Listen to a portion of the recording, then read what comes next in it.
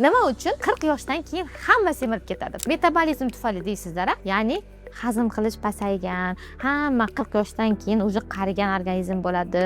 Bo'ldi, уже biz qaridik deb turib semirish odat ham qilib olishadi. Buni hammasi noto'g'ri. 40 yoshdan keyin hazm qilish jarayoni pasaysa 0,7% gacha ish faoliyati pasayadi. 99,3% gacha o'sha tezlik saqlanib qoladi. Lekin mana shu elementarniy hazm qilish tezligini pasaygani uchun biz 20 kg, 30 kg semirib ketmaymiz. Videoni oxirigacha ko'ring, sababini aytaman. Birinchi navbatda, agar siz 40 yoshdan keyin ham navqiron, yosh, tanani, vaznini saqlab yurishni xohlasangiz, doimo harakatda bo'lishingiz kerak. Yosh bolalarni bilasizmi? Rosa ovqat yeydi-da, keyin yugurishadi. Hech ko'rganmisizlar yosh bolalarni mo'ni-mo'niga semirib ketganini? Semirgan bola ham 3 yoshgacha semiradi, lekin yurishni boshlagandan keyin u bola ozib ketadi. Sabab harakat bilan bog'liq. Keyingi narsa, ikkinchi narsa, faqat e'tiborimiz ovqatda bo'lib qolishi. Ovqat bilan mazza qilish bo'lib qoladi. Hayotning asosiy mazmuni. 40 yoshdan keyin уже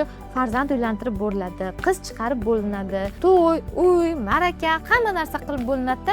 Endi miya bo'sh qolib ketadi-ku, miya nimadan rohat olishni bilmaydida, ovqatga e'tibor qarata boshlaydi. Uchinchi sababi, 40 yoshdan keyin bizlarda, ayniqsa O'zbekiston xalqida choyxonada kunni vaqtni o'tkazamiz. Ulfatchilikda o'zimiz bilmagan holatda, gapni orasida mazza qilib ulfatchilikda nima yeyotganimizni bilmay faqatgina oshqozonga ovqatni tiqamiz. Bu narsa esa oshqozonni kengaytirib, har safar sizning ko'p miqdorda ovqat yeyishingizga majbur qilib qo'yadi. Chunki oshqozon hajmi qanchalik kattalashaversa, uning to'lishi kamayib boradigan bo'lsa, sizda to'yganlik hissi bo'lmaydi. Ovqat miqdorini oshirishni miya avtomatik tarzda so'rayveradi. Ana endi oxirgi eng qiziq joyi. Nima uchun aynan 40 yoki 60 yoshdan keyin semirasiz? Boya aytganimdek, hazm qilishning tezligi buzilmaydi. Hazm qilish jarayoni sizda xuddi 20 yoshingizdek, 30 yoshingizdek bo'laveradi. Lekin 40-60 yoshdan keyin bizning harakatimiz kamaygandan keyin muskullarimiz,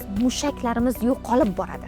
Mushaklar yo'q bo'lgandan keyin sizning yegan ovqat porsiyangiz, mana 20 yoshda, 30 yoshda yegan ovqat porsiyangiz muskullar yo'q bo'lgandan keyin uning energiyasini yog' sifatida yig'a boshlaydi tana. Yog' degani esa ortiqcha vazn degani. Yog' bizda ko'paygani sari bizning vaznimiz ortaveradi. Shuning uchun ham agar siz 40-60 yoshdan keyin ham sog'lom, uzoq umr ko'rish uchun vazningizni bir xilda ushlab turishni xohlasangiz, ovqat miqdorini kamaytirishdan tashqari, albatta sport bilan shug'ullanib, muskullarning saqlab qolinishiga e'tibor bering. Ovqatlanayotganingizda har doim belok, oqsil bo'lishiga e'tibor bering. Belok deganda ko'pchilik tushunadigan go'shtda emas, faqat loviya, no'xat, mosh kabi dukkakli o'simliklar, tvorog kabi sutli mahsulotlar yoki bo'lmasam yong'oqning har xil turlaridagi oqsillar ham bizda oqsil vazifasini beradi. Keyingi narsa esa kletchatkalar yeyishga e'tibor qarating. Bular nimalar? Kletchatka degani ichaklarni yaxshi peristalkasini tiklab beruvchi mahsulotlar hisoblanadi. Bu kletchatkalar doimo quyidagi oqsillar bilan yesangiz, sizning vazningiz bir xilda saqlanib qoladi. Foydali ma'lumotlar uchun YouTube kanalimga obuna bo'ling va savollaringiz bo'lsa, albatta yozib qoldiring.